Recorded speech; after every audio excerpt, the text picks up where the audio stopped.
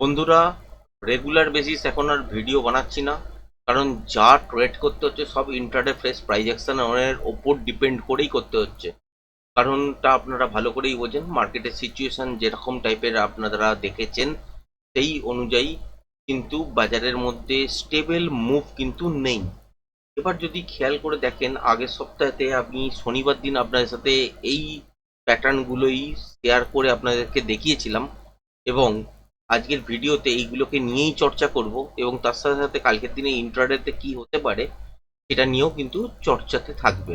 এবার আমরা এখানে কি দেখতে পেয়েছি, যে ওপর থেকে তলার দিকের জন্য এসছিল, আপনাদের সঙ্গে এই ইমেজটাই শেয়ার করা ছিল। বড় প্যাটার্ন অনুযায়ী এখানে আপসাইডের দিকে 25,500-র কাছাকাছি পর্যন্ত যাওয়ার জায়গা আছে। তার ভেতরে ছোট ছোট প্যাটার্ন তৈরি হচ্ছে, সেই অনুযায়ী যদি একটা রেঞ্জ ধরেন তাহলে হচ্ছে এখান থেকে যদি আর সুইং লোটা ব্রেক না করে, তাহলে এখান থেকে আস্তে আস্তে ব্রেক করতে করতে উপরের দিকের জন্য যাবে। আজকের দিনে পজিটিভ যদি একটা সাইন দেখেন, তাহলে সেটা হচ্ছে কি, লো তো হয়েছে, কিন্তু এই যে সুইং লো ছিল সেটাকে ব্রেক করেনি, এবং এখান থেকে আপসাইডের দিকের জন্য যে মুভমেন্টটা করেছে এবং ক্লোজিং যেখানে হয়েছে সেটা হচ্ছে 24,310 এই লেভেলটার উপরে। সুতরাং 24,334 এই জায়গাটা দেখতে পাচ্ছি, এটা কিন্তু স্টে করে নিয়েছে। কালকের দিনে কি হতে পারে, কালকের দিনে কিন্তু রেঞ্জ বাউন্ড টাইপের সিচুয়েশন হতে পারে, কারণ এক্সপায়ারি আর নেই। এবার যদি সিচুয়েশন খেয়াল করে দেখেন, তাহলে তলার দিকে কি মুভ হতে পারে? হ্যাঁ, হতে পারে। গ্যাপ আপের সাথে সাথে খুলতে পারে, ফ্ল্যাট খুলে কিছুটা উপরে যাওয়ার পর তলার দিকের জন্য নামতে পারে। কিন্তু এবারে দেখতে হবে যে তলার দিকে 24,100-র কাছাকাছি যে লোটা তৈরি করে আজকের দিনে উপরের দিকের জন্য মুভমেন্ট করেছে, এইটা আর ব্রেক করছে কিনা। আর যে ছোটখাটো লো তৈরি হলো ইন্টারডে প্রাইস অ্যাকশন অনুযায়ী, তারপর উপরের দিকের জন্য কিছুটা বাউন্স হলো, তাহলে তো হয়েই গেল।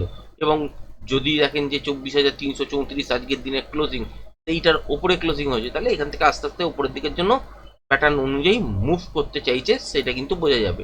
তাহলে নেক্সট লেভেল সেক্ষেত্রে আপনারা ধরতে পারেন 24,397, মানে 400।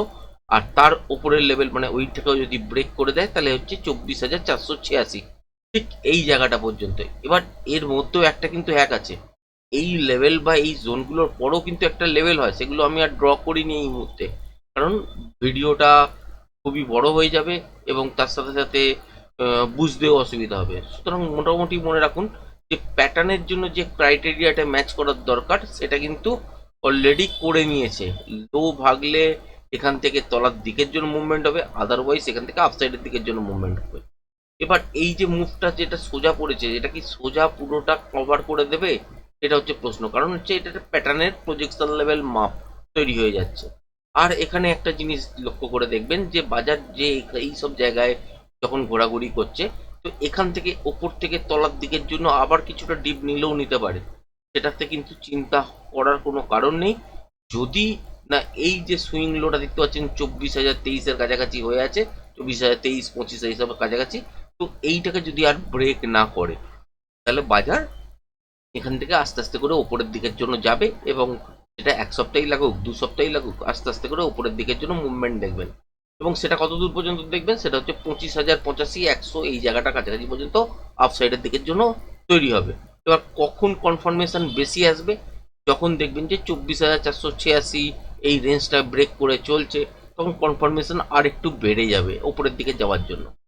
এবার যদি দেখেন যে তলার দিকের জন্য কি মুভ হতে পারে, না এই মুহূর্তে যদি দেখেন তাহলে সেক্ষেত্রে তলার দিকের জন্য মুভ হতে পারে না, রিটেস্টের জন্য আসতে পারে। তাহলে কিন্তু প্যাটার্নের মাপটা এইটা থাকবে না, এটা কিন্তু একটা যে প্যাটার্নের ফরমেশন রাখা হয়েছে সেটা হচ্ছে এই জায়গা থেকে ক্যালকুলেশন করার পর, মানে এই যে তলার দিকে দেখতে পাচ্ছেন 23,600-র কাছাকাছি একটা লোক তৈরি করেছে, এখান থেকে একটা প্যাটার্নের ফরমেশন করা হয়েছে, তার জন্য এইখানে প্রজেকশন লেভেল মিট করছে।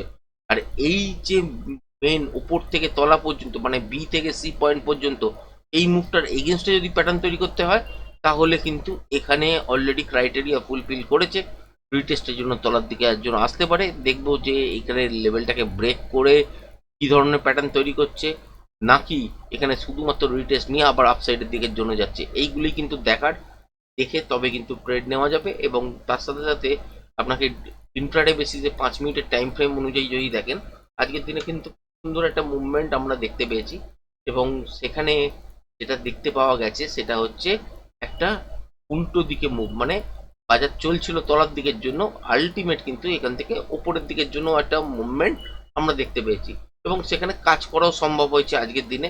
যারা যারা টেকনিক্যালটা শিখে কাজ করছেন তারা নিশ্চয়ই আজকের দিনে এইসব জায়গা থেকে একটা বাইং সেট আপ পেয়েছেন। তার আগেও একটা সেলিং সেট আপও কিন্তু পাওয়া গেছে ঠিক এইসব জায়গা থেকে, এবং সুন্দর একটা সেলিং সেট আপ ছোটোখাটোর মধ্যে হলেও তারপর কিন্তু একটা যখন বাজার উপরের দিকের জন্য করে এইসব জায়গা থেকে আবার একটা এন্ট্রি পয়েন্ট কিন্তু বাজারে তৈরি হয়েছিল। এবার কালকের দিনের জন্য এখান থেকে কি হওয়া উচিত, এখান থেকে তলার দিকের জন্য কিছুটা মুভমেন্ট করে যাওয়া উচিত। এবার কেন বলছি, কারণ এই মুহূর্তে যে মুভমেন্টটা হয়েছে তার এগেনস্টে যদি রিটেস্ট করতে হয় বাজারকে তলার দিকের জন্যই পড়বে, কারণ যে ধরনের প্যাটার্ন ইন্ট্রাডেতে তৈরি করেছে তার এগেনস্টে তলার দিকে পড়ার উচিত। কিন্তু এখনো পর্যন্ত তার কনফার্মেশন আসেনি, সেই কনফার্মেশনটা কিন্তু ইন্ট্রাডে প্রেস প্রাইস অ্যাকশনে তৈরি হবে, তারপর কিন্তু তলার দিকের জন্য কিছুটা মুভমেন্ট দেখবেন। তার মানে এই নয় যে বাজার ভেঙে তলার দিকে অনেকটা চলে যাবে। তার মানে এইটাই যে যেখানে ইন্ট্রাডে লুপ তৈরি করবে তার তলা থেকে একটা শর্টের পজিশন তৈরি হবে, যতক্ষণ পর্যন্ত শর্টটা থাকবে ততক্ষণ পর্যন্ত ট্রেডটাকে হোল্ড করা যেতে পারে, যতক্ষণ মোমেন্টাম আর কি বাজারের মধ্যে থাকবে তলার দিকের জন্য। এটাই কিন্তু কালকের দিনে বেস্ট বেরোতে পারে, এবং তার সাথে সাথে রেঞ্জ বাউন্ড টাইপের মার্কেটও কিন্তু আপনারা দেখবেন। ব্যাঙ্ক নিফটির ক্ষেত্রে আসি, ব্যাঙ্ক নিফটির ক্ষেত্রে আপনারা চার্ট দেখেইছেন যে লেভেলটা আগের সপ্তাহে আপনাদের সাথে শেয়ার করেছিলাম, যেটা হচ্ছে 57,757, সেটাকে সাকসেসফুলি ব্রেক করেছে, কিন্তু স্টে করতে পারেনি, তলার দিকের জন্য নেমে এসেছিল। আজকের দিনও যদি দেখেন মাইনাসেই কিন্তু ক্লোজ করেছে ব্যাঙ্ক নিফটি। এবার যদি খেয়াল করে দেখেন তাহলে কিন্তু এইখানে একটা তলার দিকে সুইং লো আছে, উইকলি চার্টেও শেয়ার করেছিলাম, এখনো শেয়ার করছি, যেটা হচ্ছে 56,976। এই রেঞ্জটাকে ব্রেক যদি করে দেয় তাহলে কিন্তু তলার দিকের জন্য মুভ করতে শুরু করবে, আর যদি না করে তাহলে এইখান থেকে কিন্তু আপনারা বাউন্স আবারও দেখবেন। সেক্ষেত্রে ফার্স্ট টার্গেট হিসেবে 57,757, এবং রেঞ্জটা আরেকটু চেঞ্জ পরিবর্তন করে এইরকম জায়গাটা হয়ে যাবে, যেটা হচ্ছে 57,869।